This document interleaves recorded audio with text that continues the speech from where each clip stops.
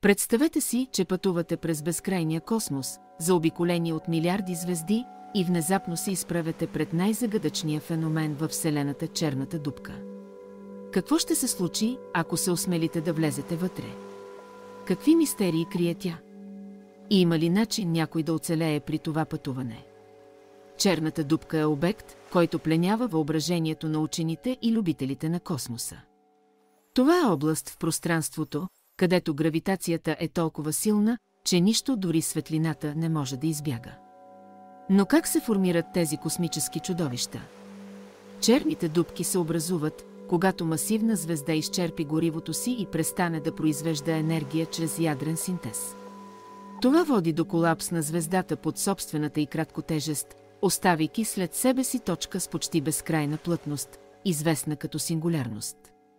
В центъра на черната дупка сингулярността предизвиква безкрайни гравитационни сили, които променят и с основи времето и пространството.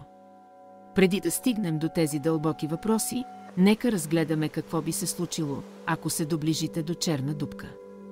Първото нещо, което ще срещнете, е хоризонтът на събитията, границата, отвъд която нищо не може да избяга. Представете си го като точката на невъзвръщаемост. Веднъж преминали тази граница, ще бъдете завинаги привлечени към центъра на черната дупка. Но дори преди да преминете хоризонта на събитията, черната дупка вече ще упражнява огромна сила върху вас. Този ефект се нарича приливно разтягане или, по-научно, спагетизация. Гравитацията на черната дупка е толкова неравномерна, че действа посилно върху частите от тялото ви, които са поблизо до нея. Ако влезете с краката напред, те ще бъдат издърпани много по-бързо от останалата част на тялото ви. Това буквално ще ви разтегне като дълги нишки спагети. Докато това звучи като край на историята, нека си представим какво бихте видели, ако продължите пътя си към черната дупка. Черните дупки изкривяват светлината около себе си, създавайки уникални визуални ефекти. Ще видите как звездите и галактиките около вас се деформират и извиват. Това явление се нарича гравитационна леща, при което светлината буквално се угъва от силата на гравитацията. С напредването навътре в черната дупка визуалните ефекти стават все по-странни. Вселената зад вас ще изглежда като свита в една малка точка, докато всичко останало пред вас ще потъва в абсолютна тъмнина.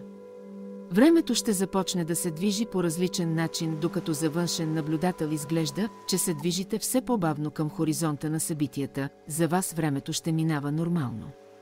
След като преминете хоризонта на събитията, ще бъдете необратимо привлечени към сингулярността в центъра на черната дупка. Това е мястото, където гравитацията и плътността са безкрайни, а законите на физиката, каквито ги познаваме, престават да действат. Но какво всъщност означава това?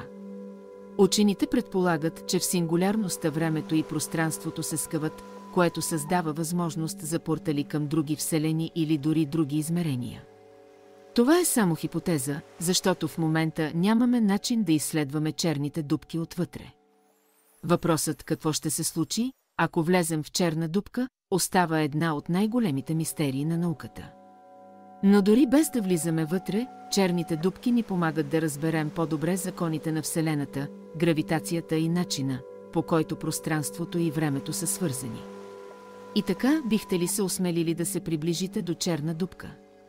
А какво мислите за възможността черните дупки да крият отговори на въпросите за произхода на Вселената или дори за съществуването на паралелни светове?